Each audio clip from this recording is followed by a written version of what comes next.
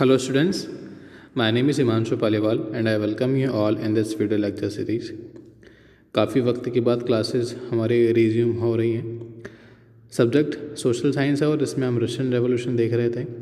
Last class तक हमने socialism in Europe और उसके साथ में जो रशिया में 1905 के मेन इवेंट्स थे उनके बारे में बात की थी। आज हम उसी के आगे कंटिन्यू करेंगे। 1905 के बाद में जो मेन इवेंट होता है that is the first world war. I hope आपको उसकी डेट पता होगी, ना भी पता हो तो एटलीस्ट आपको इनका ईयर ध्यान में रखना है, that is 1914 to 1917। Okay, so first world war क्या होता है, इसमें बस आपको फ़िलहाल के लिए इतना ध्यान रखना है कि दो मेजर पावर्स हैं जिनके बीच में वॉर हो रही है। First that is the central power, और सेंट्रल पावर में कौन कौन है, जर्मनी, ऑस्ट्रिया और टर्की। ये वैसे आज की डेट में नाम लिखे हुए हैं, उस टाइम पे ये ऑस्ट्रियन एम्पायर था पूरा, और ये वहाँ पे टर्की नाम का कोई देश नहीं था। उस टाइम पे टर्की का नाम था ऑटोमन एम्पायर।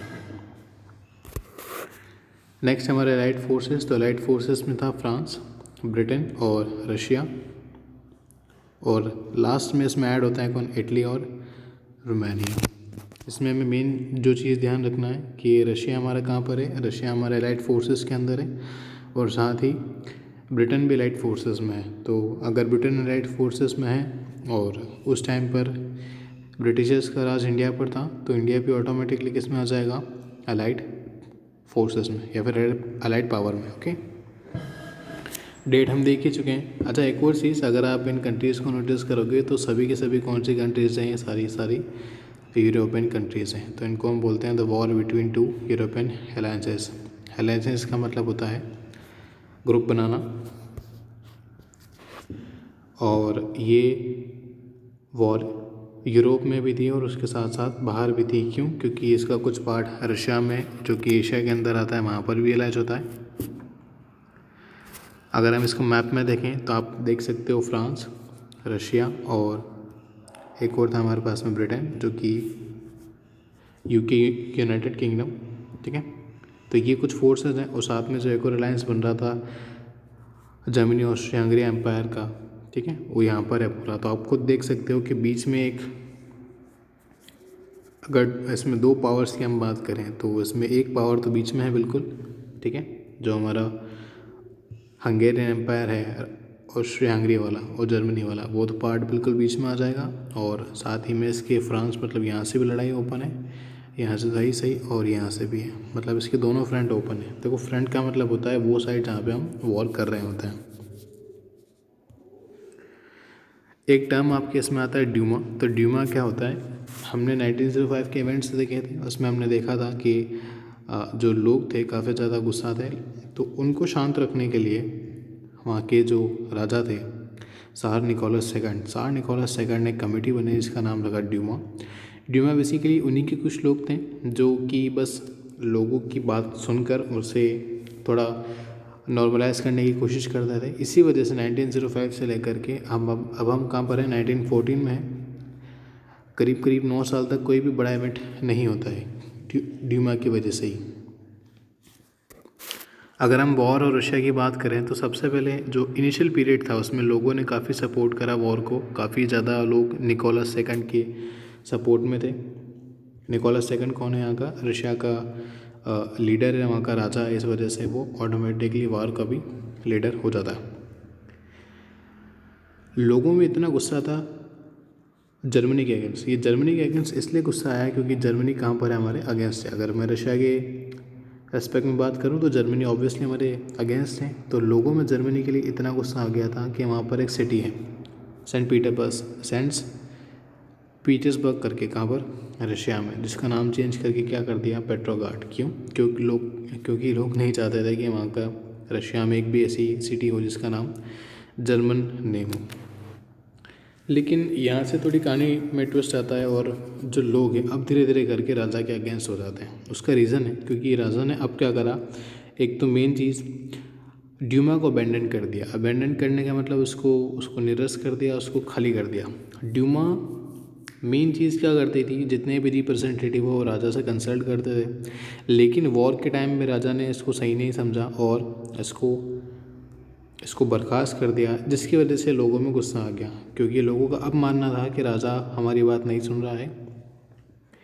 एक और रीज़न था, राजा की जो वाइफ थी सेलिना अलेक्जेंड्रा, वो उनका ओरिजिन था जर्मन, मतलब इनका घर कहाँ का था, जर्मन का। ठीक है, तो लोगों को ये भी लगता था कि यार ये जो सेलिना अलेक्जेंड्रा है ये जर्मन है और इसी वजह से राजा जो है जर्मनी पर इतना अच्छे से वॉर नहीं लड़ पाएंगे। साथ ही एक और इसमें नाम आता है मोंक रासपुतिन का। देखो, मोंक रासपुतिन एक व्यक्ति था जो कि ऑब्वियसली मोंक था। ये राजा के कनेक्शन में ऐसा आता है कि राजा के कुछ बेटे थे जिनकी तबीयत खराब हो जाती है, और ऐसा माना जाता था कि रासपुतिन कुछ झाड़ फूक करके, मतलब झाड़ फूक तो नहीं होता होगा उस टाइम पे, बाकी बस मैं आपको समझाने के लिए बता रहा हूँ कि कुछ करके उसके बच्चों को सही कर देगा, और ये हो भी गया, सही हो गए। तो उस वजह से राजा का और रानी का मोंक रासपुतिन पर काफ़ी भरोसा था। इस वजह से रासपुतिन की लगभग सारी बातें राजा मान जाते थे, और इसी वजह से लोगों का गुस्सा राजा पर था, क्योंकि लोगों का मानना था कि मोंक रासपुतिन जो है वो अच्छा एडवाइज़र नहीं है। यहाँ पे एक शब्द आ रहा है poor advisory, that means monk Rasputin क्या है, एक अच्छा एडवाइज़र नहीं है। और इसी की बात मानकर राजा ने कुछ ऐसे स्टेप्स भी लिए जो कि लोगों को लगा कि नहीं लेने चाहिए थे। तो इस वजह से जो लोग पहले वॉर के सपोर्ट में थे, अब धीरे धीरे करके वॉर के अगेंस्ट में आते हैं, और साथ ही साथ निकोलस सेकंड के भी अगेंस्ट में आ जाते हैं। अभी हमने बात करी कि वॉर 2 फ्रंट्स पर लड़ी जाती है। फ्रंट्स मतलब द लाइन ऑफ एक्शन, ठीक है, दोनों पार्टीज़ के बीच में जो भी लाइन ऑफ एक्शन है दैट इज़ दी फ्रंट। तो आप खुद देख सकते हो कि डायरेक्शन वाइज अगर हम देखें तो ये वेस्ट डायरेक्शन होती है, तो इसको हम बोलेंगे वेस्टर्न फ्रंट, और यहाँ पर हम बोला जाएगा ईस्टर्न फ्रंट। वेस्टर्न फ्रंट पे जो आर्मी लड़ रही है that is France and UK, और ईस्टर्न फ्रंट पे कौन है, रशिया। देखो, फ्रांस जो आर्मी है काफ़ी ज़्यादा एडवांस्ड है। इन्होंने क्या करा है कि यहाँ पर ट्रेंचेस बना रखे हैं। ट्रेंचेस क्या होते हैं, आपने ऐसे खड्डे से देखे होंगे जिनके अंदर सोल्जर बैठे होते हैं और यहाँ से फायरिंग करते हैं। तो इससे मेन बेनिफिट क्या है, मेन बेनिफिट आपकी कैजुअलिटीज़ कम होगी। कैजुअलिटीज़ क्या होता है, casualties is the death of people. War या फिर आर्मी के टर्म्स में इसको डेथ नहीं बोला जाता है, इसको बोलते हैं कैजुअलिटी। ठीक है, तो इन ट्रेंचेस की वजह से इनकी कैजुअलिटीज़ कम हुई, साथ ही साथ इनको काफ़ी ज़्यादा बेनिफिट भी मिला। लेकिन रशियन आर्मी ने ऐसा नहीं करा। रशियन आर्मी पहली बात यहाँ पर काफ़ी ओपन एरिया है, तो रशियन आर्मी बिल्कुल लाइन ऑफ एक्शन के बिल्कुल सामने खड़ी थी, जिस वजह से इनकी कैजुअलिटीज़ भी काफ़ी ज़्यादा हुई, और ज़्यादा एडवांस करने के चक्कर में इनको नुकसान भी काफ़ी ज़्यादा हुआ। क्योंकि आप अगर फ्रंट वाइज भी देखोगे तो ज़्यादा बड़ा फ्रंट आपको ईस्टर्न फ्रंट ही मिलेगा, क्योंकि यहाँ पर कुछ न्यूट्रल कंट्रीज़ भी है, जैसे स्विट्ज़रलैंड हो गया, नीदरलैंड हो गया। ठीक है, तो ज़्यादा बड़ा फ्रंट किसका, रशिया के पास में है, तो इसी वजह से रशिया को ज़्यादा लॉस भी उठाना पड़ा। ये काफ़ी ज़्यादा डीमोरलाइजिंग था लोगों के लिए, क्योंकि रशिया काफ़ी बड़ा एम्पायर था लेकिन वो फिर भी हार रहा था। तो ये काफ़ी ट्रॉमेटिक था और demoralising for the soldiers and the people of Russia itself. इसके साथ में क्या होता है कि जो जर्मन आर्मीज़ थी और जो ऑस्ट्रियन आर्मीज़ थी, इन्होंने काफ़ी ज़्यादा ह्यूमिलिएट करा इसको, रशियन पीपल को और रशियन आर्मीज़ को। ह्यूमिलेशन का मतलब होता है इनको प्रताड़ना देना, उनको परेशान करना। ये वाला फेज़ कौन सा था, 1914 से लेकर 1916 के बीच में, और इस टाइम तक माना जाता है कि 1970 तक लगभग 7 मिलियन लोग ऐसे थे जो कैजुअलिटी हो गए थे किसके, रशिया के।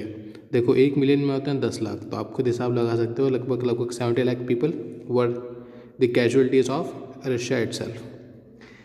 साथ ही में क्या होता था कि रशियन आर्मी अब बैकफुट पर थी, वो वापस आ रही थी, तो वापस आने का बोलता है रिट्रीविंग।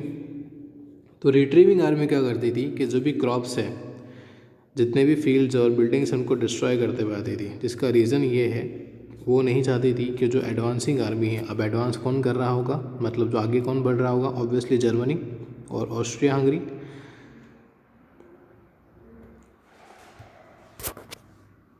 तो जो एडवांसिंग आर्मी है उनको ज़्यादा सप्लाईज ना मिले, ज़्यादा उनको फूड ना मिले, ऐसा सोचकर इन्होंने क्रॉप्स को भी डिस्ट्रॉय करना शुरू करा। अब ये क्रॉप्स हैं किसके, रशिया के लोगों के ही हैं, और इस वजह से जो सेंटिमेंट्स थे वो और ज़्यादा हार्ट होने लगे। साथ ही में ऐसा माना जाता है कि करीब 3 मिलियन लोग ऐसे थे जो रेफ्यूजी हो गए थे कहाँ पर, रशिया में। मतलब करीब करीब 30 लाख लोग ऐसे थे जो बेघर हो गए थे और कहाँ पर आ गए थे अब, रशिया में। तो ये जितना भी इवेंट है ये सार निकोलस के लिए काफ़ी बड़ा ड्रॉबैक रहा और उनके एडमिनिस्ट्रेशन के लिए भी। इसी वजह से लोगों में अब इनके लिए गुस्सा काफ़ी बढ़ गया। आई एम श्योर आपने ये जो पोस्टर है ज़रूर देखे होंगे। ये 1917 एक हॉलीवुड फिल्म है जो शायद लास्ट ईयर आई है। इसमें फर्स्ट वर्ल्ड वॉर को काफ़ी अच्छे से एक्सप्लेन किया हुआ है। और एक और मूवी है जो करीब 2008 में आई थी, जो कि है ये आई है 1998 में, जिसका नाम है सेविंग प्राइवेट रायन। इसमें आपको सेकेंड वर्ल्ड वॉर के सारी डिटेल्स मिल जाएगी। So if you are free at home and you want to do something good, तो आप इन दोनों मूवीज़ को ज़रूर देख सकते हैं। इनमें डिटेलिंग काफ़ी अच्छे से आपको एक्सप्लेन की गई है। So it was the lecture. Thank you.